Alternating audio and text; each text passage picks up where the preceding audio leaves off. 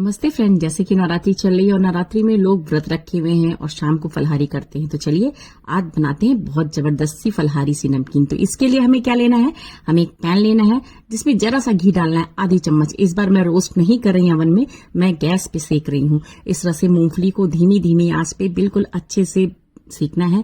और इससे क्या होगा, अगर आप धीमी आंच पे सेकेंगे तो आपकी मूंगफली बहुत ही अच्छी अंदर तक सिकाई हो जाती है। अगर अवन में भी करना चाहते तो कर सकते हैं, मगर जब हम नमकीन बना रहे होते तो थोड़ा ग्रीसी होना चाहिए कोई भी चीज। और इसमें मैंने 1 कप मूंगफली ली थी और 1 कप पूरा मैंने इसमें ड्राई फ्रूट्स डाला है, जिसमें मैंने बादाम डाला है, काजू डाला है और थोड़ी सी किशमिश। तो इन सब चीजों को अच्छे से मिक्स कर लेना है।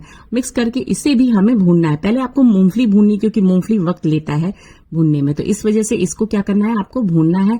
और जब ये अच्छे से क्रैकल आपको लगेगा कि हाँ हो चुकी है, मूंगफली जब सिकती है या मखाने जब सिकते हैं या कोई भी चीज सिकती है तो एक अलग स्मेल आती है, तो ये समझ लीजिए कि मूंगफली हमारी सिक जाती है, तो मूंगफली चिटकने लगती है।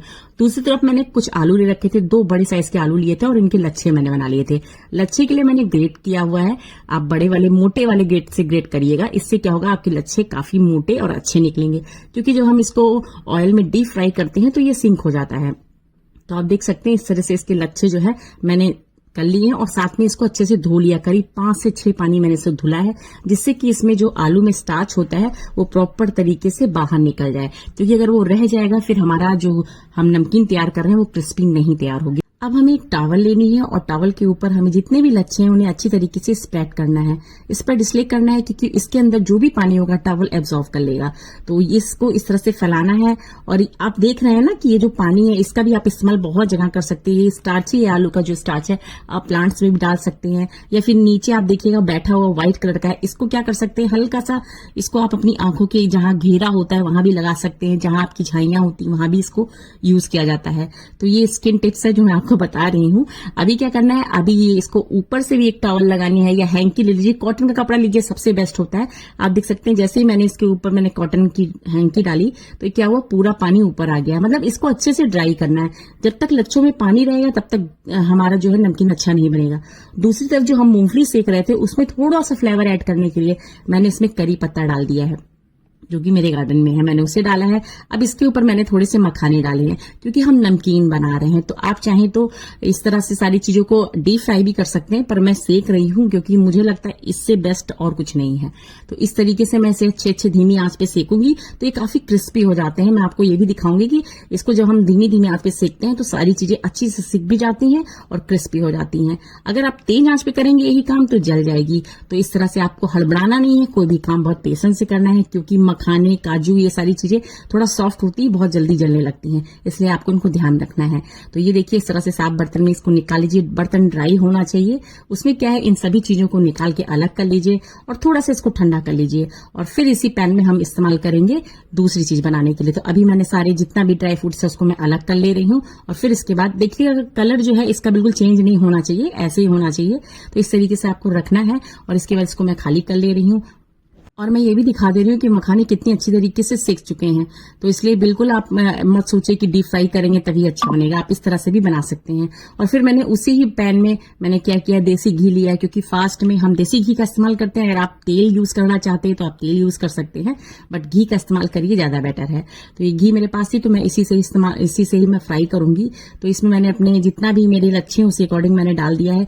तेल को बिल्कुल हाई रखना है, मतलब बिल्कुल इसका जो ऑयल है बिल्कुल गर्म होना चाहिए। बिल्कुल अगर घी जो है अच्छी तरीके से गर्म नहीं होगा तो सारे लच्छे जो है आपस में चिपक जाएंगे, फिर वो अलग नहीं होते। इसलिए आपको ध्यान रखना है कि आपका जो घी इस्तेमाल कर रहे हैं या तेल इस्तेमाल कर रहे हैं उन्हें आप बिल्कुल गर्म करके रखिए, बिल्कुल हॉट होना चाहिए ऑयल।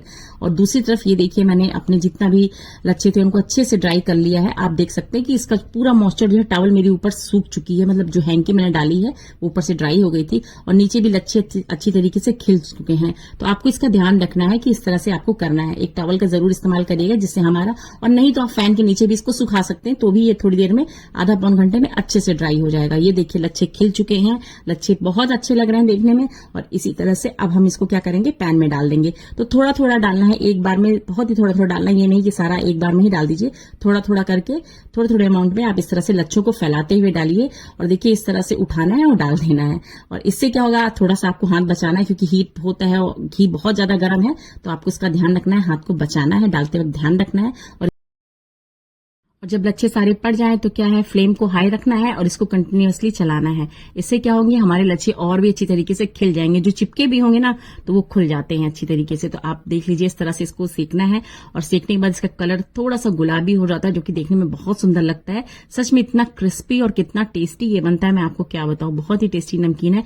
जरूर ट्राई करिएगा इसको इस नवरात्रि, क्योंकि अभी क्या होता है, कभी कभी हम लोगों को कुछ खाने का मन होता है, तो अगर ये सारी चीजें घर में बनी रहती हैं या बना लेते हैं तो खाने में बहुत ही आनंद आता है। तो जरूर ट्राई करिएगा। और रेसिपी पसंद आए तो फ्रेंड्स कमेंट में जरूर बताइएगा कि आपको ये रेसिपी कैसी लगी। बहुत ही इंटरेस्टिंग रेसिपी और बहुत ही टेस्टी रेसिपी है। तो इसको आप नॉर्मल डेज में भी खा सकते हैं बना करके। ऐसा नहीं है कि आप फास्ट में ही खा सकते हैं, नॉर्मल डेज में भी खा सकते हैं। बस इसमें सेंधा नमक की जगह आप नॉर्मल नमक डाल सकते हैं। तो आप देख सकते हैं अब लच्छों का कलर चेंज हो रहा है और जो हमारा घी था वो भी सेटल हो चुका है अच्छी तरीके से।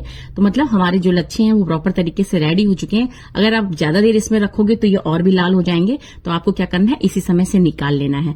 तो निकालते वक्त भी आपको ध्यान रखना है कि हाथ ना जले आपका।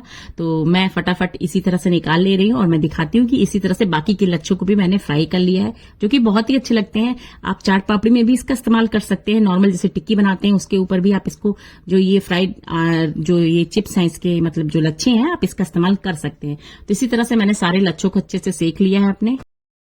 और जब हाई फ्लेम पे हम लच्छों को सेकते हैं ना तो हमारा घी भी कम लगता है। और आप अगर यही चीज स्लो में करेंगे तो आपका घी भी ज्यादा लगेगा और लच्छे अच्छी तरीके से खुलेंगे भी नहीं और चिपके रहेंगे, साथ में क्या है, क्रिस्पी भी नहीं बनेंगे। तो इन सब चीजों का ध्यान रखिए। देखिए लच्छे मेरे कितने अच्छी तरीके से रेडी हो चुके हैं। अब ये क्या करना है, सारी जितने भी ड्राई फ्रूट्स मैंने बनाए थे या मखानों को मैंने फ्राई किया था, उसमें क्या करना है, इन्हें मिला देना है। मिलाते वक्त ध्यान रखना है कि लच्छों को बहुत ज्यादा प्रेस नहीं करना है, वरना ये इतने सॉफ्ट होते, इतने कुरकुरे होते हैं कि ये टूट जाएंगे। तो आपको इसका ध्यान रखना है। और मैं अब इसको मिलाती हूँ। इसमें क्या करना है, अगर आपको और ट्विस्ट देना है, अगर और टेस्टी बनाना है तो देखिए इसमें आप काली मिर्च डाल सकते हैं, इसमें आप जो है भूरा डाल सकते हैं, क्योंकि खट्टा मीठा सा एक टेस्ट आता है ना, तो बहुत ही अच्छा लगता है।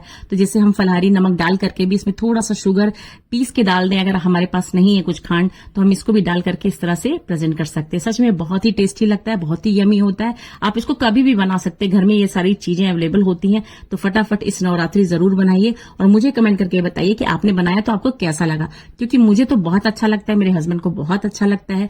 तो घर के जितने भी मेंबर होते हैं, खासतौर से बच्चे भी इसे खाना पसंद करते हैं।